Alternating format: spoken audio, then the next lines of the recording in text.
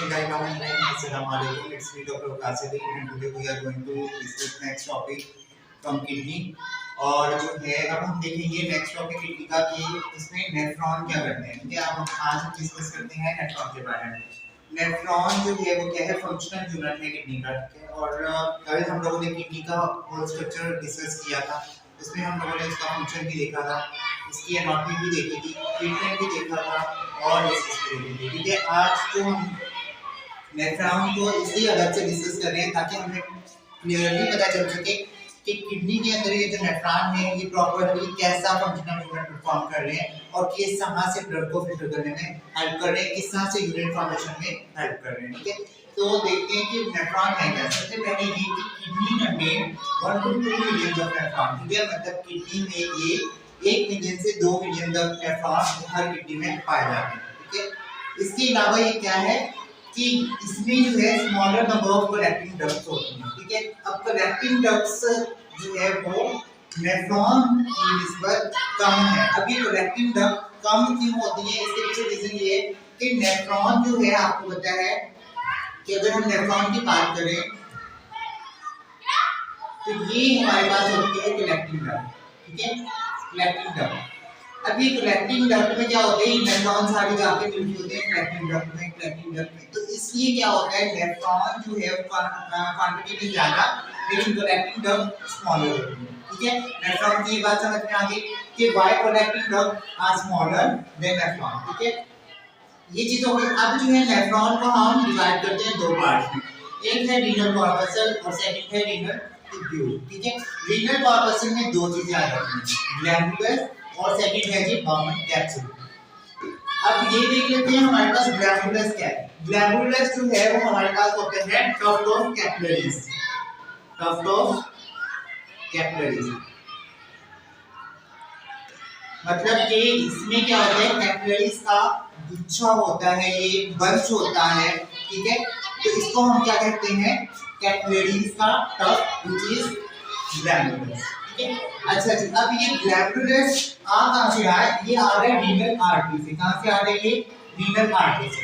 और किसके थ्रू आ रहा है, कौन से पैसेज के थ्रू आ रहा है, एफरेंट आर्टरी के थ्रू आ रहा है। एफरेंट आर्टरी इसमें दो होती है, एक होता है एफरेंट और एक होता है इफरेंट। एफरेंट क्या हो रहा है कि जो आर्टरी से लेके आ रहे हैं किसमें, ग्लैंडुलस में, और एफरेंट क्या है जो उससे जो है ग्लैंडुलस से बाहर लेके जा रहा है। ठीक है, वो क्या होगा, एफरेंट। अब इसको याद करने का क्या तरीका होगा, एफरेंट जो है अल्फाबेटिकली ए पहले आ रहा है और ई को देखा जाए तो अल्फाबेटिकली ई जो है क्या आ रहा है, बाद में आ रहा है। तो इस तरह से हमें क्लियर हो जाएगा कि एफरेंट पहले आएगा, इफरेंट बाद में आएगा। किसी बात क्लियर हो गई। अच्छा जी, अब आपको पता है आर्टरी का क्या मतलब होता है, जिसमें ऑक्सीजनेटेड ब्लड है। ठीक है, और रीनल मतलब ये किडनी से रिलेटेड है। रीनल आर्टरी मतलब कि भाई किडनी से रिलेटेड आर्टरी यानी ये शरीयान है। ये बात क्लियर हो गई। नेक्स्ट हम देखते हैं कि रीनल ट्यूब्यूल। ट्यूब्यूल के क्या हो गया, क्योंकि आगे जो हम टॉपिक जो है इसका हिस्सा डिस्कस करेंगे वो सारा किस पे जो है मुश्तमिल है, वो ट्यूब्स पे मुश्तमिल है। किस पे मुश्तमिल है, ट्यूब्स पे। इसलिए हम इसको क्या नाम दे रहे हैं, ट्यूब्यूल का। अब इसमें क्या है, पहली है प्रॉक्सिमल कन्वर्जेंट ट्यूब्यूल, सेकंड है लूप ऑफ हैंडे, तीसरी है डिस्टल कन्वर्जेंट ट्यूब्यूल। ठीक है, अच्छा जी, प्रॉक्सिमल कन्वर्जेंट ट्यूब्यूल को हम क्या कहते हैं, पीसीटी। ठीक है, शॉर्ट फॉर्म में इसको हम कह देते हैं PCT, P for proximal, C for convergent और डी फॉर ट्यूब्यूल। अब हम देख लेते हैं कि प्रॉक्सिमल कन्वर्जेंट ट्यूब्यूल क्या है। प्रॉक्सिमल ये इसलिए कह रहे हैं कि ये किसके करीब है, बाउमन कैप्सूल के थोड़ा करीब है। ठीक है, सॉरी हमने बाउमन कैप्सूल को मिस कर दिया, पहले हम देख लेते हैं बाउमन कैप्सूल।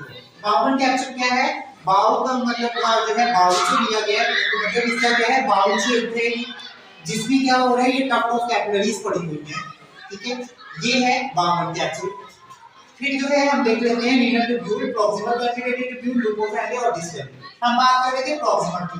प्रॉक्सिमल को प्रॉक्सिमल इसलिए क्या कहा जा रहा है कि ये बाउमन कैप्सूल के थोड़ा करीब है।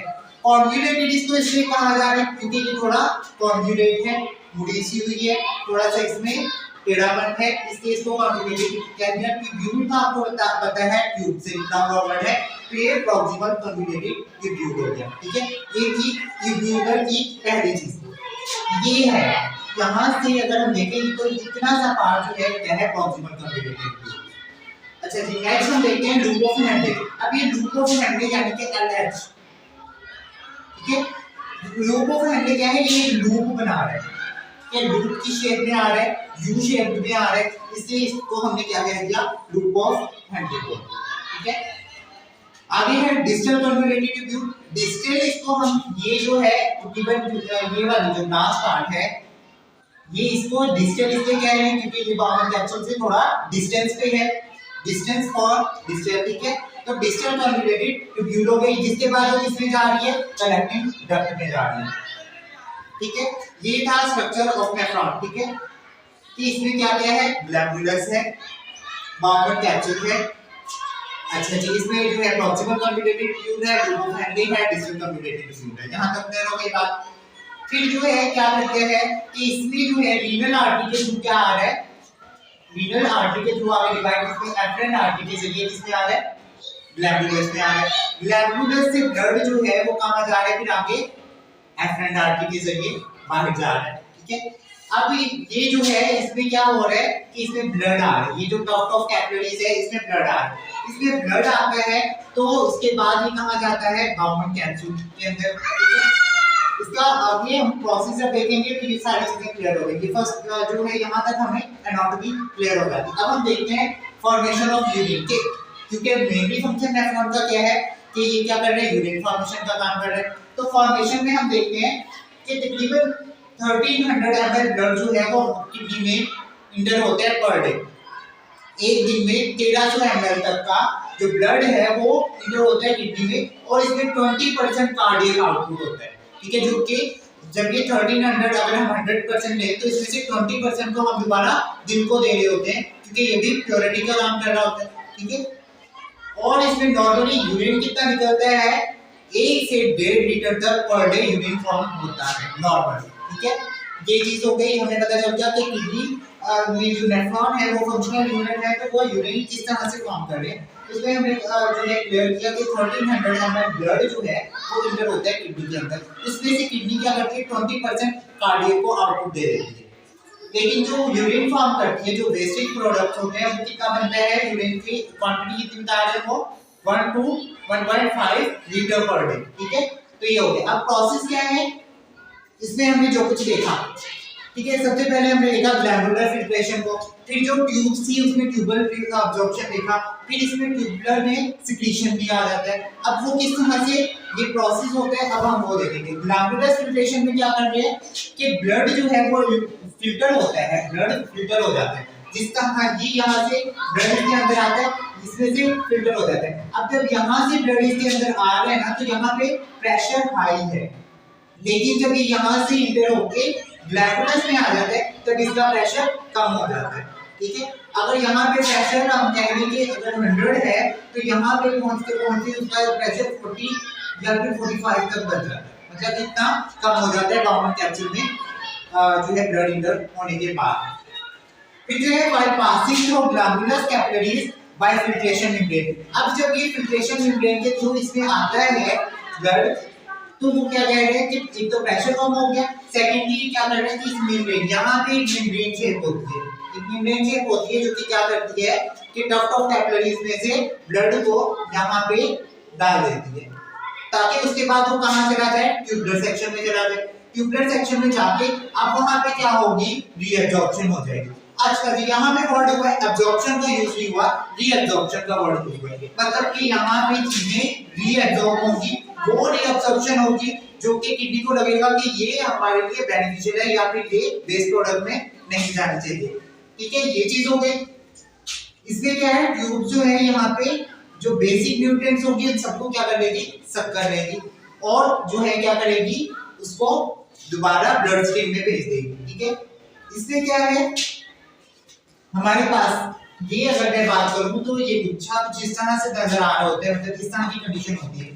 इसमें क्या होता है कि ये बाउंड्री है, बेसल पार्ट है, इसमें क्या होता है, ये कैप है, ठीक है, किसकी है, एंडोथेलियम की, मतलब कि ये सारा जो नेफ्रॉन है किसके बने हुए हैं, एपिथेलियल सेल के बने हुए हैं, ठीक है। एपिथेलियल सेल के बने हुए हैं, यहाँ पे क्या होते हैं कि ये पोडोसाइट्स होती हैं, इनको हम ये जो बने हुए हैं ना, ये एनिमल शेप का बना हुआ है एक तरह से, तो ये क्या है, पोडोसाइट्स है। अच्छा जी, इन दोनों के दरमियान जो गैप है उसको हम स्प्लिट पोर्स कहते हैं, क्योंकि कोई भी चीज अगर स्लिपरी सी आती है तो वो स्प्लिट होती है, तो उसके दरमियान जो गैप बनता है उसको हम क्या बोल देते हैं, स्प्लिट पोर बोल देते हैं। ठीक है, ये हम किस पॉइंट की बात कर रहे हैं, सिर्फ और सिर्फ इस पॉइंट की बात कर रहे हैं, ये वाले पॉइंट, ये चीज हो गई। ठीक है, अब जो है क्या होता है, इसमें से इस वाले जो टफ्ट है इसमें से बाउंड कैप्सूल में सिर्फ और सिर्फ वाटर और मॉलिक्यूल जो है ब्लड के सॉरी जो वेस्ट के हैं वो पास होंगे, लेकिन प्रोटीन इसमें से नहीं आएगा, प्रोटीन भी नहीं आएगा और ब्लड सेल्स भी नहीं आएंगे। ठीक है, ये है हमारे पास किसका सेक्शन, ग्लैंडुलर फिल्ट्रेशन का। अब रीअब्जॉर्प्शन में क्या होता है, इसमें ये है कि ऐसा प्रोसेस होता है जिसमें से जो है सॉल्यूट और वाटर फिल्टर होने के बाद आउट हो जाते हैं और back into your blood stream, मतलब कि जो बेनिफिशियल था उसने उसको रीअब्जॉर्ब किया और क्या किया, उसको दोबारा से ब्लड स्ट्रीम में भेज दिया गया। ठीक है, ये चीज हो गई। नेक्स्ट है ट्यूबुलर सिक्रीशन। अब ट्यूबुलर सिक्रीशन में क्या होता है, सिक्रीशन का मतलब सीक्रेट करना, ये जो है बिल्कुल ऑपोजिट होगा रीअब्जॉर्प्शन के। इसमें क्या कर रहा था, वो उसको बैक कर रहा था किसमें, ब्लड स्ट्रीम में। इसमें क्या कर रहा है, वो ट्रांसफर कर रहा है सारे मटेरियल को पेरिट्यूबुलर कैपिलरीज के जरिए रीनल ट्यूबुलर ल्यूमेन में। ठीक है, और जो है ये देखिए, ये क्या है हमारे पास, ये अगर ये वाला ये पार्ट हम अगर देखें तो ये क्या है, पेरिट्यूबुलर कैपिलरीज है, ये फैली हुई होती है। ठीक है, अब आर्टरी के जरिए ब्लड आया और रीनल वेन के जरिए बाहर जाता है, जो कि प्योर जो है बन जाता है। और इसमें क्या हो जाता है कि आपको बताया कि कलेक्टिंग डक्ट जो है, अगर हम किडनी की बात करें, ठीक है, अगर हम किडनी की बात करें तो इसमें ये यूरिटर होते हैं। यहाँ पे हमने बात की थी पेल्विस, अब ये कलेक्टिंग डक्ट जो है इसमें क्या हो जाता है, जो मेजर कैडेक्स और माइनर कैडेक्स की बात की थी हमने, वो मेनली यहाँ पे जाके इसमें कलेक्टिंग डक्ट के पॉइंट पे जाके वो क्या कर रहे होते हैं कि वेस्ट मटेरियल को जो है पेल्विस के जरिए यूरिटर में पास आउट कर रहे होते हैं, और जो मेन होता है जो कि रीअब्जॉर्प्शन का मटेरियल होता है वो क्या हो जाता है सॉरी रीनल वेन के जरिए किसमें चला जाता है, ब्लड स्ट्रीम में चला जाता है। ठीक हो गया, ये है प्रोसेस इसका ट्यूबुलर सिक्रीशन का। ठीक है, तो ये क्या है, ऑपोजिट प्रोसेस है रीअब्जॉर्प्शन से, क्योंकि इसमें जो है एक्टिव ट्रांसपोर्ट हो जाती है और ऑपोजिट जो है पैसिव डिफ्यूजन में चला जाता है ये प्रोसेस। ठीक है, इसलिए ये क्या है, ट्यूबुलर सिक्रीशन वाला पार्ट है।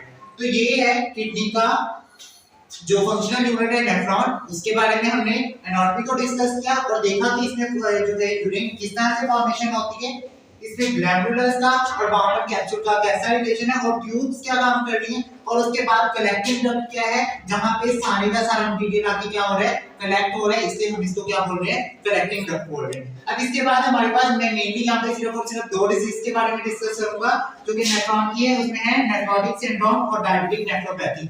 इसमें क्या होगा कि इसमें जो है प्रोटीन जो अगर तो नेफ्रोपैथिक जो है सिंड्रोम हो जाता है, तो इसमें क्या होगा कि एक्सेस क्वांटिटी पे प्रोटीन आएगा किसमें, यूरिन में, तो मतलब वो किसकी तरफ जो है इशारा करेगा, नेफ्रोटिक सिंड्रोम की तरफ। अगर हम डायबिटिक नेफ्रोपैथी की बात करें, और आपको पता है डायबिटीज में क्या हो जाता है, जिस तरह से ही ग्लूकोज बनता है वो ग्लूकोज उसी तरह से ही इसके बाद हो जाता है, ये पड़ा रहता है, तो उसको हम क्या बोल देते हैं, डायबिटीज। तो डायबिटिक नेफ्रोपैथी में क्या होगा कि शुगर को एज इट इज वो रखेगा जिस तरह से उसके पास आएगा, तो इस सिंड्रोम को हम किसमें ले लेंगे, डायबिटिक नेफ्रोपैथी में ले लेंगे। ठीक है, ये हमारे पास था नेफ्रॉन का स्ट्रक्चर। इससे पहले पार्ट फर्स्ट में हम लोगों ने किडनी को अच्छे से डिस्कस किया था कि किडनी किस तरह से है, तो इसके बारे में अगर कहीं पे कोई क्वेश्चन है तो पूछिए।